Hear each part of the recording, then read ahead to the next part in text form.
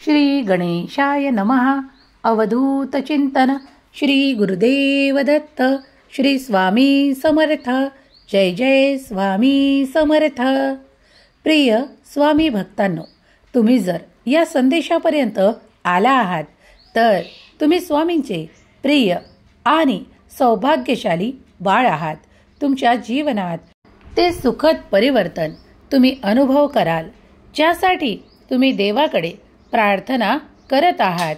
तुमच्या सर्व काही इच्छा पूर्ण केल्या जातील. स्वामी म्हणतात, बाळा, तू जर नेहमी चिंता करत असशील, खूप काही दुःख यातना तुला आहेत असे विचार करत असशील, तर हा संदेश तू शेवटपर्यंत ऐकावा अशी मी तुला आज्ञा करतो. कारण तुझ्यासाठी काहीतरी महत्त्वपूर्ण या संदेशात मी तुला सांगत आहे. ते जर ऐकण्याचे तू धाडस दाखवले आणि संपूर्ण संदेश ऐकण्यात घेतला तर तुझे कल्याण निश्चित होईल. तुला तो मार्ग दिसेल. या जगात असं कोणी नाही ज्याला दुःख नसेल. मग हे दुःख दूर करता आलं तर किती बरं होईल ना. आपल्या मनावरचा मनस्ताप कमी होऊन जाईल. पण असं काही मंत्र किंवा कृती साधना ज्यामुळे दुःख दूर झालं तर हे शक्य होईल का? हे अनेक प्रश्न तुमच्या मनात येत असतील तर हा संदेश तुमच्यासाठीच आहे. याला शेवटपर्यंत ऐकून देवाचे शब्द कानावर घ्या. तुमच्या प्रश्नाचे उत्तर तुम्हाला या संदेशात नक्कीच मिळेल. एक महान ऋषी होते. एकदा एका माणसाने ऋषींना विचारले, माझ्या आयुष्यात इतके दुःख का आहेत? हे इतके त्रास मला का आहेत? इतक्या समस्या मलाच का आहेत? मग साधू म्हणाले, मला सांग, तुला कोणतं दुःख आहे? तर ती व्यक्ती म्हणाली, मी तुम्हाला कोणतं दुःख सांगू? माझे संपूर्ण आयुष्य दुःखाने भरलेले आहे. मी माझ्याशी असलेल्या नात्यांबद्दल देखील दुःखी आहे. खूप यातना होत आहेत आणि शरीरातही आजार होत राहतात. एकामागून एक दुःख येतच राहतं.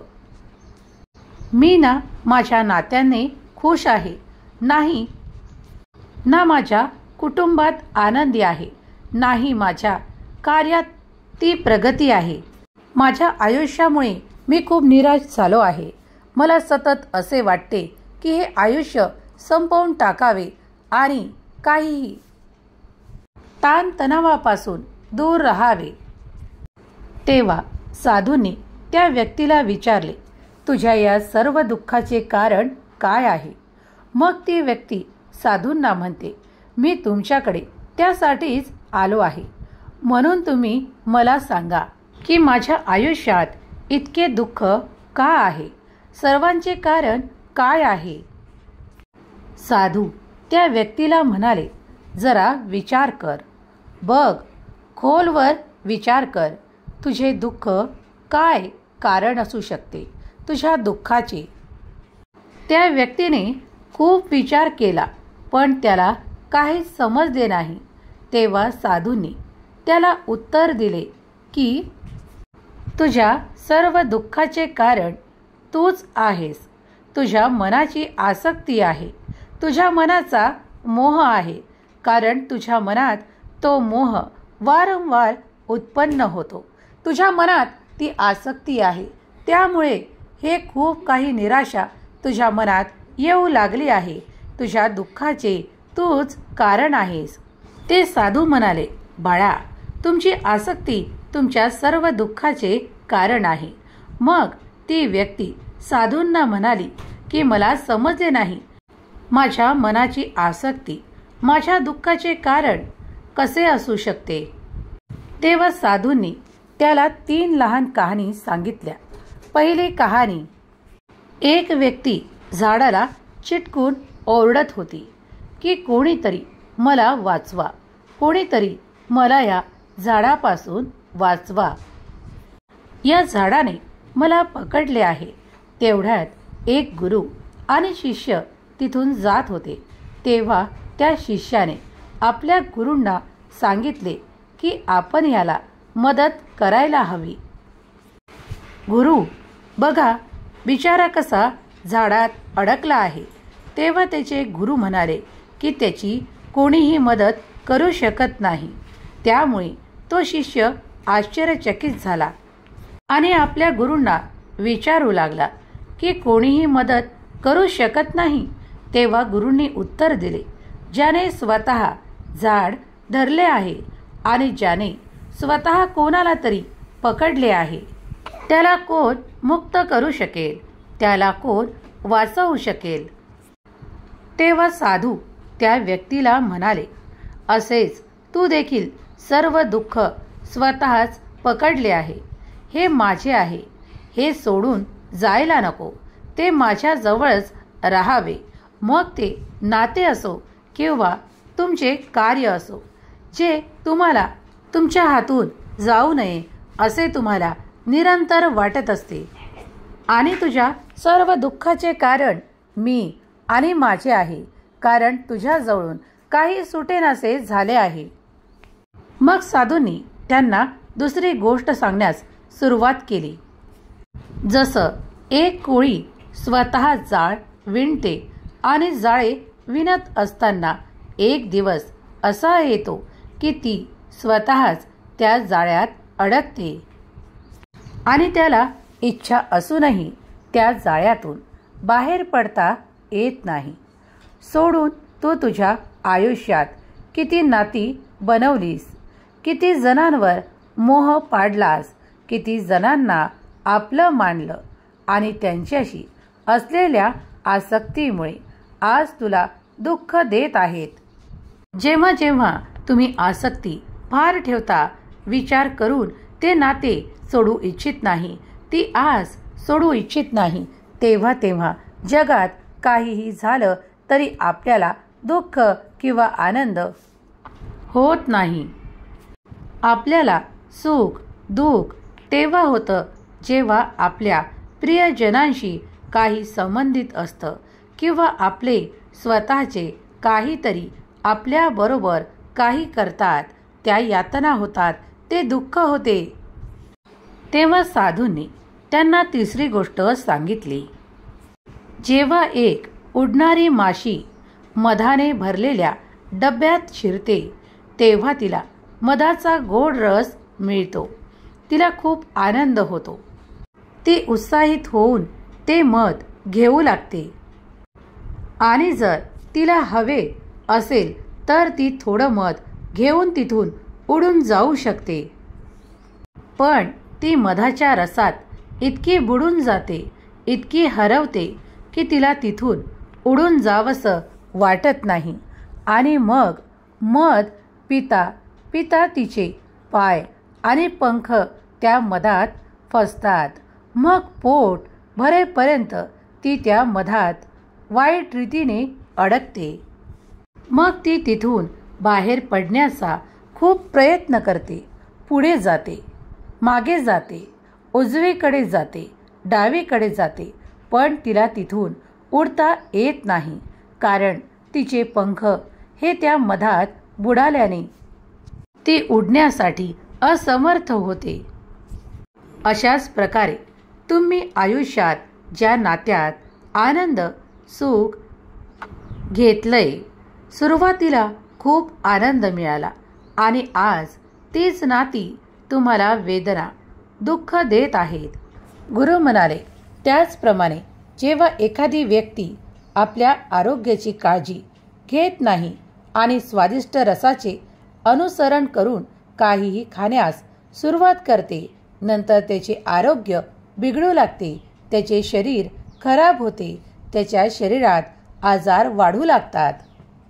त्याचप्रमाणे जेव्हा मन सर्व सोडून अनेक अपेक्षा धरून घेतो, तृष्णा आणि वासना लावून घेतो, तेव्हा त्याच्या मनात पैशाचा लोभ उत्पन्न होतो आणि मग कितीही पैसा आला तरी तो कधीच समाधानी नसतो.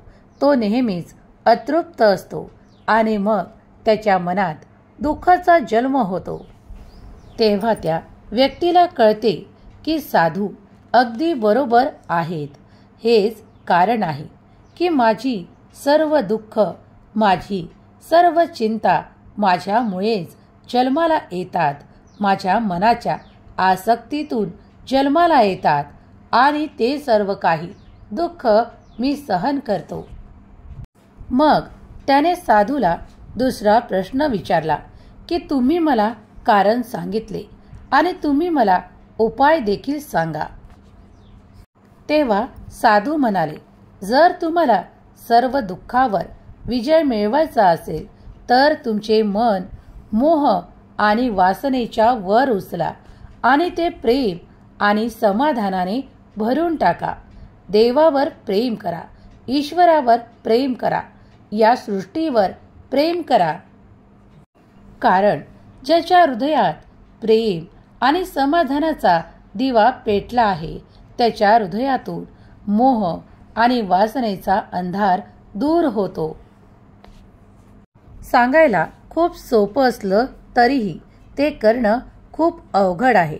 पण ज्याला साधूंचा हा उद्देश समजेल तो सर्व दुःखातून मात करेल. ही आपल्या आयुष्याची कहाणी आहे.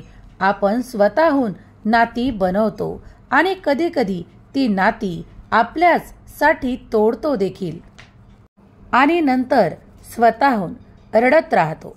आपण प्रेम वाढवतो आणि नंतर आपणच दुःखी होतो. ज्यांच्या मागे आपण फिरत असतो आणि शेवटी तेच आपल्याला सर्वात जास्त दुःख देतात, आपले मन दुखावतात. ज्यांना सुखासाठी आपण काहीही करायला तयार असतो तेच आपल्याला सोडून जाऊ लागतात. ज्यांच्या आनंदासाठी आपण आपले संपूर्ण आयुष्य अर्पण करतो शेवटी ते आपले जीवन अंधकारमय करतात. मग ते आपलं कुटुंब असो, आपली मुलं असो किंवा कुठलंही नातं असो. जिथं आपण आपल्या मनात मोह आणि मोहाचे धागे धरून ठेवलेले असतात ते लक्षात घ्या की कदाचित ते दुःखही तिथूनच येत असेल. गुरु म्हणाले, प्रेम करायचे तर ईश्वरावर करा, भक्ती करायची तर ईश्वराची करा. कुणाच्या मागे धावत असाल तर ते आत्ताच थांबवा. कारण तुम्ही दुःखामागे की सुखामागे धावत आहात ते नक्की ठरवा. श्री स्वामी समर्थ. जय जय स्वामी समर्थ. श्री स्वामी समर्थ. जय जय स्वामी समर्थ. श्री स्वामी समर्थ. जय जय स्वामी समर्थ. श्री स्वामी समर्थ. जय जय स्वामी समर्थ. श्री स्वामी समर्थ. जय जय स्वामी समर्थ. श्री स्वामी समर्थ. जय जय स्वामी समर्थ. श्री स्वामी समर्थ. जय जय स्वामी समर्थ. श्री स्वामी समर्थ. जय जय स्वामी समर्थ. श्री स्वामी समर्थ. जय जय स्वामी समर्थ. श्री स्वामी समर्थ. जय जय स्वामी समर्थ. श्री स्वामी समर्थ. जय जय स्वामी समर्थ. श्री स्वामी समर्थ. जय जय स्वामी समर्थ. श्री स्वामी समर्थ. जय जय स्वामी समर्थ. श्री स्वामी समर्थ. जय जय स्वामी समर्थ.